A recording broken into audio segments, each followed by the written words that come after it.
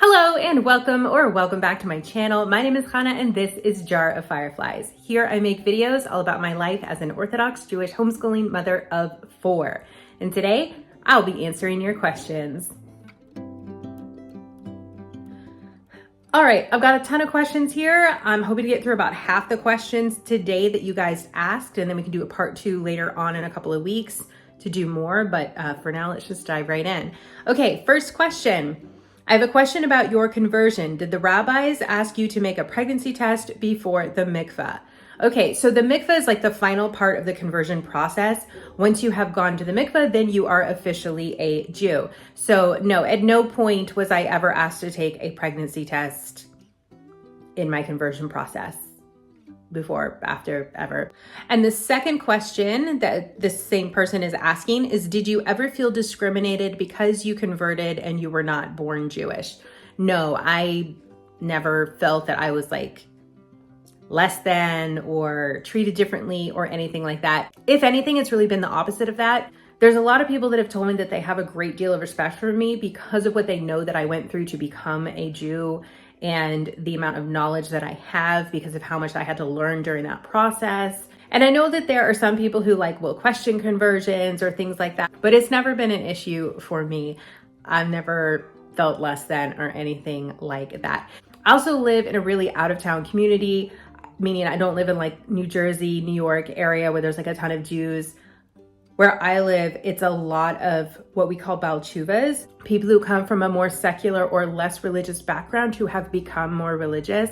So I think that changes the view as well. So again, I don't really know what it's like in a more established religious community if the attitude is different, but I know the attitude that we have here is not anything negative at all. Okay, next question. I noticed when you use the double-handled cup to wash your hands, it is with plain water. Could you wash again with soap after that if preparing food, or does that change the meaning? Or could you use soap with the cup as well? Okay, so when I am washing my hands with that two-handled cup, that is a ritual hand washing.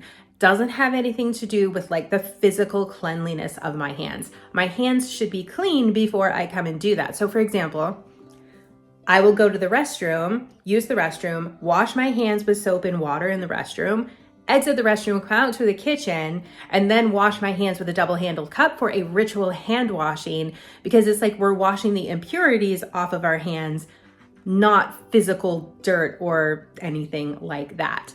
So yes, I can wash my hands with soap before or after that, but I do need to go into that process with clean hands. But washing my hands with soap and water doesn't negate anything that I did with the hand washing cup prior to washing my hands with soap and water. Hope all that makes sense. Okay, next question. How long will you keep homeschooling for? Is there a point at which one or more of your children will attend high school? If yes, how will that be decided? So I've always said that we will continue homeschooling for as long as it works for our family. And so if it stops working for one or more of our kids, we will reassess and find a better option for them than homeschooling. For now though, things are working just fine. Okay, next question. How did you find out that your child is type 1 diabetic and celiac? What was his journey to diagnosis and how did you find out that he had it? I don't want to get too into that because that is my child's story, and out of respect for their privacy and that sort of thing, I'm just not really going to get into it. I will say that I did see classic signs and didn't know what they meant, but I Googled it because I just knew my mom gut instinct was something is not right here. This isn't normal. And all this stuff about diabetes came up. And so then I thought, you know what, let's just call the doctor and see what's going on. And so from there, we were able to get our diagnosis. Other than that, I'm not going to get into the whole story here, at least at this point in time, because that is my son's story and not mine. But that little bit, that's my part of the story. Okay, next question. How old are you? I am 42 years old. Next question. What are your favorite shoes for everyday life? Okay, so if I'm going to the park or something like that, then I have a Teva sneaker that I like to wear. It's just a canvas sneaker, lace up, tennis shoe, whatever. And then if I'm just going to the store or something like that, then I'm usually wearing a black flat. I had this pair of black flats that I loved and they totally died while I was in New Jersey and I threw them away. And I don't know where to get them anymore because I bought them at an outlet mall 10 years ago. So the current flats that I'm wearing are from American Eagle that I also purchased like 10 years ago or longer at an outlet mall. So they're totally not available anymore. And I actually really do not like this new pair as much. I've been trying to get used to them and I just don't like it. And they're kind of falling apart already just because they were like 10 years old before I even started wearing them. But that is okay. For now, they're working and I'll figure something else out later. Okay, next question. What is the best thing or moment when you are most happy?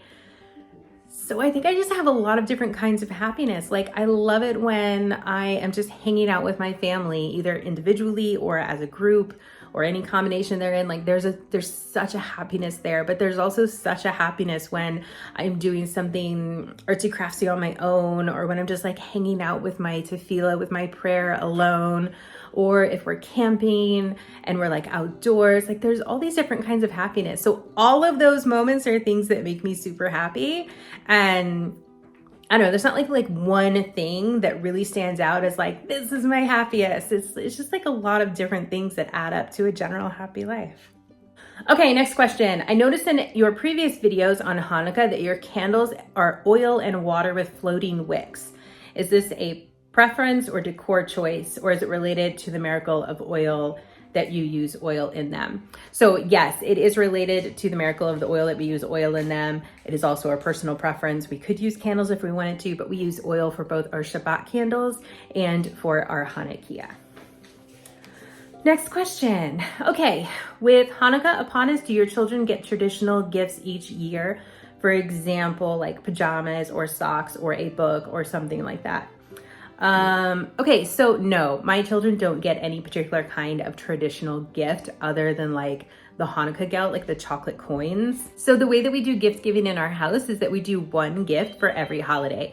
So like during the month of the high holidays, they're getting a bunch of gifts. Like Hanukkah's not a major holiday, but because there aren't any other holidays anywhere near it, I do give them one gift for Hanukkah as well. But they also get a gift for Passover, they get a gift for Sukkot, they get a gift for Rosh Hashanah, they get Purim, they don't get a gift, but that's because they get their Purim costume and they're getting tons of like food gifts that day as well. So those kind of count as gifts there. But yeah, that's kind of what we do as far as gift giving. So there's just one gift and I just pick something that they like. So what do we get this year? My daughter got a doll stroller. Baby Firefly got like a pretend play cleaning set because he's super into things like vacuuming. It's really cute. One of my sons got like a set of army men that he's been super loving setting up and creating battles and stuff. And then my other son got a telescope to look at the moon. So that's what we did for the holidays this year.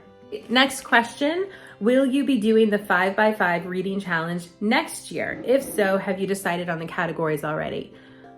Yes, I do plan to do the 5x5 reading challenge again next year. No, I have not chosen any categories for next year yet. I am still scrambling to finish up this year. I have 2 books left to finish.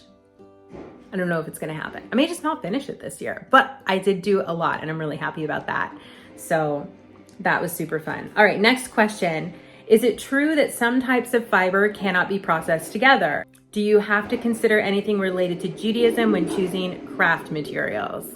Okay, yes, so we cannot wear wool and linen together. So if I'm doing a craft project like making a scarf or something like that, I would pay attention to what fibers I'm choosing so that I'm not mixing wool and linen together. And then I also wouldn't be able to wear like a wool sweater with like a linen dress or something like that. So I like to wear a lot of wool in the winter and a lot of linen in the summer. So I just make sure that that just doesn't overlap together, basically. So the last part of this question, is there anything I need to consider if I want to knit or crochet something for a Jewish person? I don't know what specifically you're knitting or crocheting for a person, but I would just say to make sure that there's not like the wool and linen there together.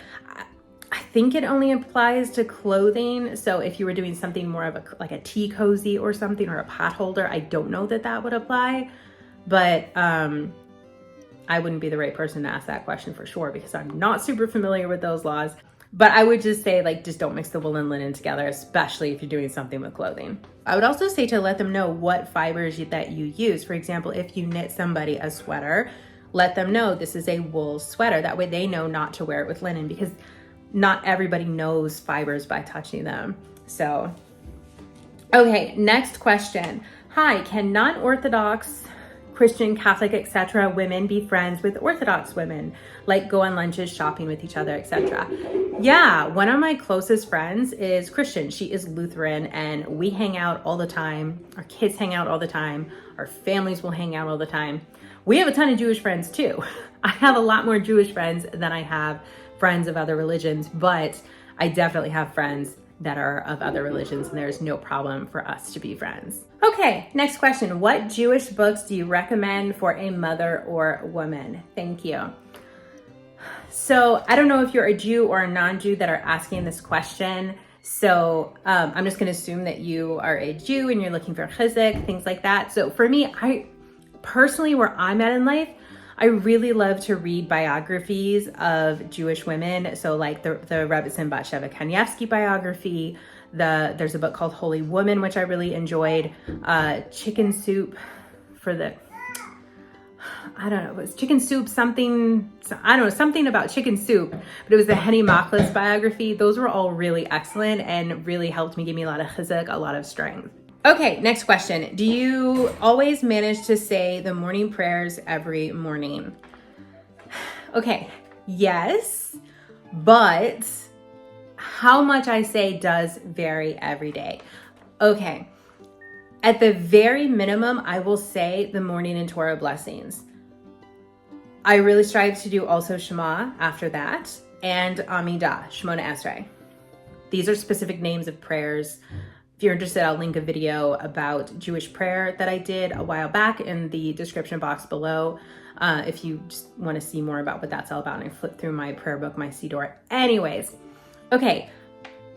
I work really hard to wake up about an hour or so before my kids do, so that I have that time to say my prayers. I basically wake up, say what I can before the kids wake up. Pretty much always, I can get through at least Shema. I really try to say my Amidah at sunrise. Doesn't always work out because a lot of times baby Firefly will get up around that time. And so then I will just say it a little bit later on in the morning. Today, for example, I did everything up through Shema. I did not get to Amidah, but I am going to do Mincha and say Amidah during the afternoon prayer service during Mincha. So I will be doing that actually after I get off the video here.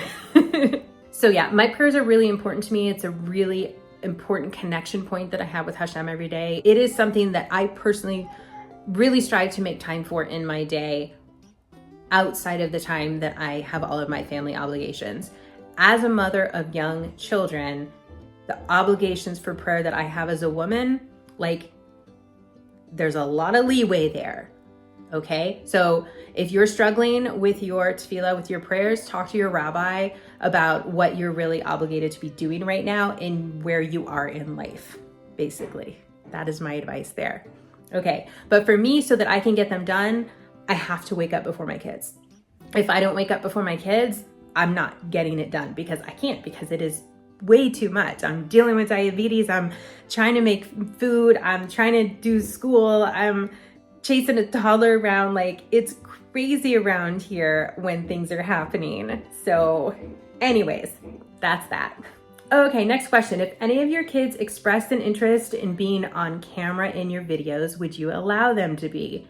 No, they express interest in being on camera all the time, and I always say no. Occasionally they get like their hand to the back of the head or whatever in a video and they get very excited, but in general, like, no, they're not to be featured in my videos. This is my YouTube channel, not theirs. It's my job as their mother to protect them and their privacy, and we don't really know where the internet is going.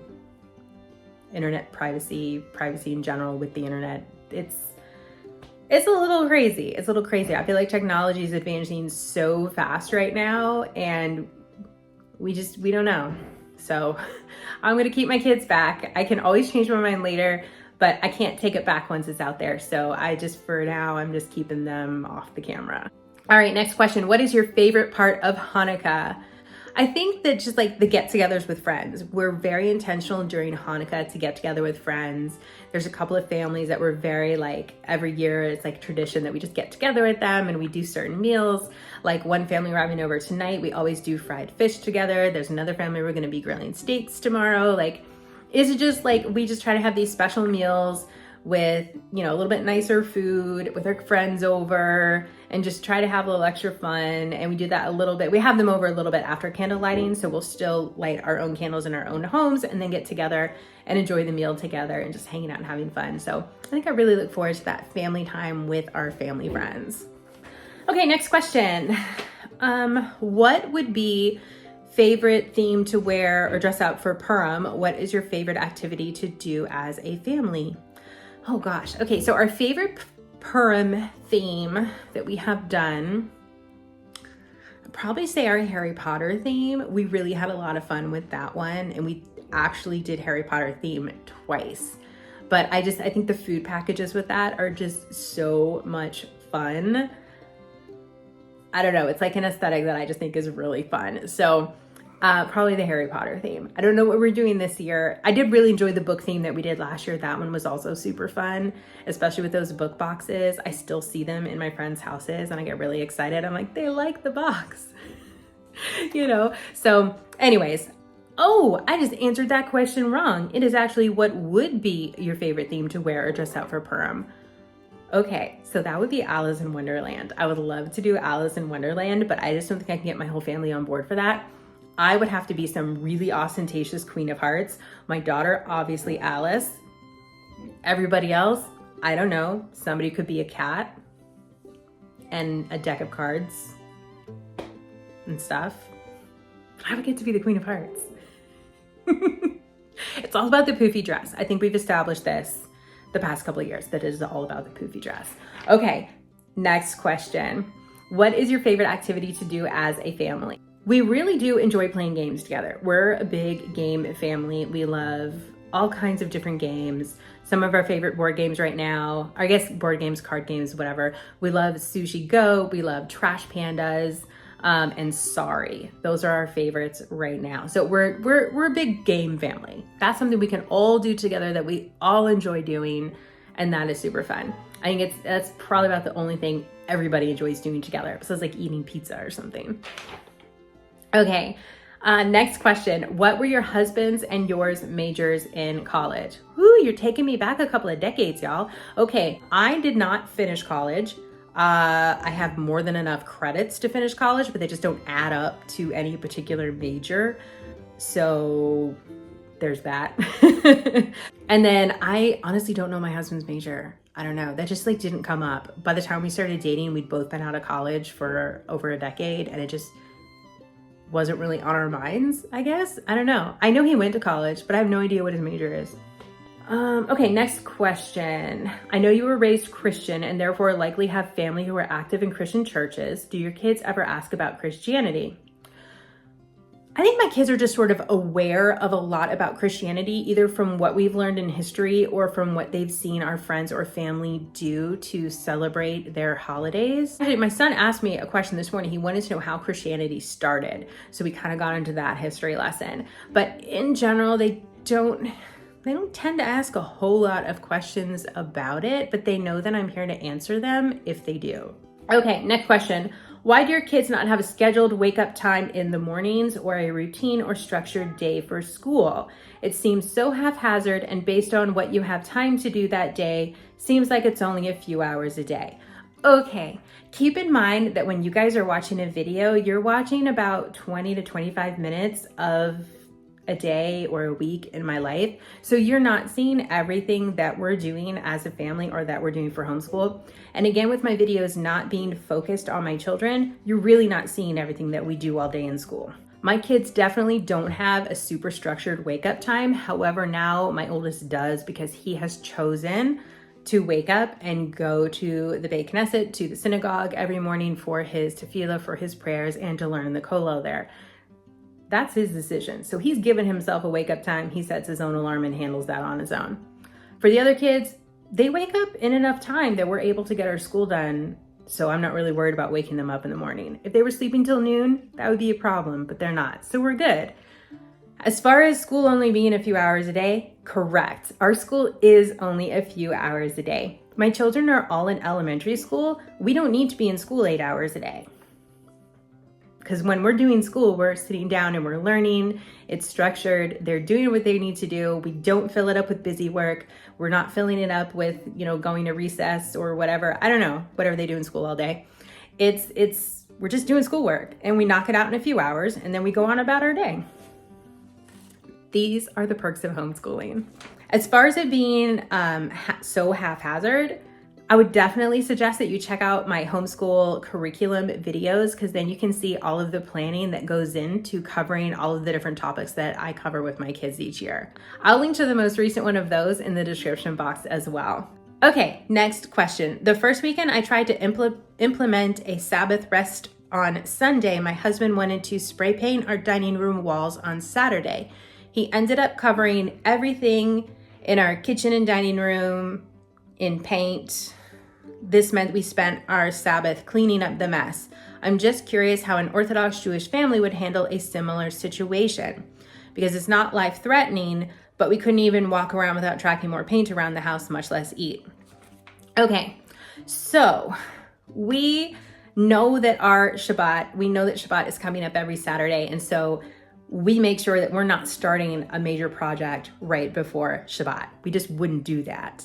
Fridays are really spent like cooking and cleaning and really preparing all the last minute things to get ready for Shabbat to start. It's akin to having Thanksgiving every weekend. It's how I like to describe it to people. We just had Thanksgiving here in America. So if you're familiar with setting up a big meal with special foods and inviting people over for a big meal and having the house ready and all of that, like, you wouldn't spray paint the house the day before Thanksgiving. So we also would not spray paint the house the day before Shabbat. If some crazy thing happened accidentally like that we just totally couldn't deal with and it made it really impossible to have Shabbat in our home, we would just go stay with friends. Okay, next question. What is the first thing you want to do when you arrive in Israel after getting your luggage? And is there a specialty food you want to try there? Okay, I totally want to go to the Kotel first, to the Western Wall. That's where I want to go first. Whether or not I'll make it there first, I don't know, but that's where I want to go first.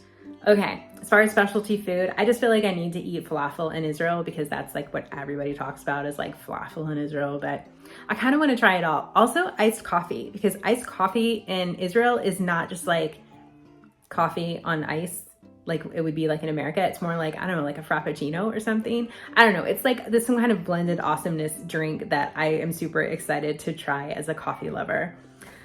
Okay, next question. Are you allowed to uncover your hair while you're at home with your family? If so, is it your preference to cover it all the time? Okay, so I have talked about this before, so just really briefly. I choose to cover my hair all the time except when I go to bed. This will vary amongst different Orthodox women.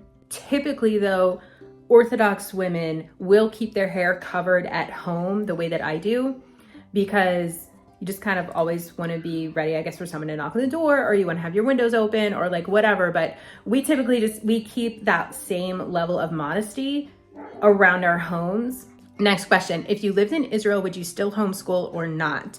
If not, where would you send your children? Which schools? Okay, if we lived in Israel, we would send our children to school. We would not homeschool. That is our plan with that. Again, don't have any plans to move there right now, but someday that would be awesome though. As far as like which schools in particular, I have no idea. I've never been to Israel. I don't know anything about the schools there as far as like specific schools. I don't know anything about like specific schools. I don't know where we would live. So it doesn't even make sense for me to start looking at something like that. So, but homeschooling is not so much of a thing in Israel. I think you have to have like government approval to do it. But also the schools are just very different there. I think it would be a lot easier to find the right fit for each of my kids there in Israel. Next question. As an Ashkenazi Jewish person, I am familiar with Cohens, Levites, and Israelites. Do Sephardic Jews have the same distinctions? Okay, so yeah, we're all Jews. We're all the same. The Cohens and Levites are different priestly lineages, and we have those as well. Okay, next question. Are you or your community offended when a Christian refers to Jews as God's chosen people? I don't have a problem with that. I don't find that offensive. Okay, and that is it. That is all that we are going to be getting to today. I have to go hurry up and edit this, make donuts for tonight, have some fish and chips, and hopefully get this posted first thing tomorrow morning. We'll see if I make it on time. All right. Thank you all so much for being here. As always, I super appreciate you. I hope you have a fantastic rest of your day, and I'll see you in my next upload.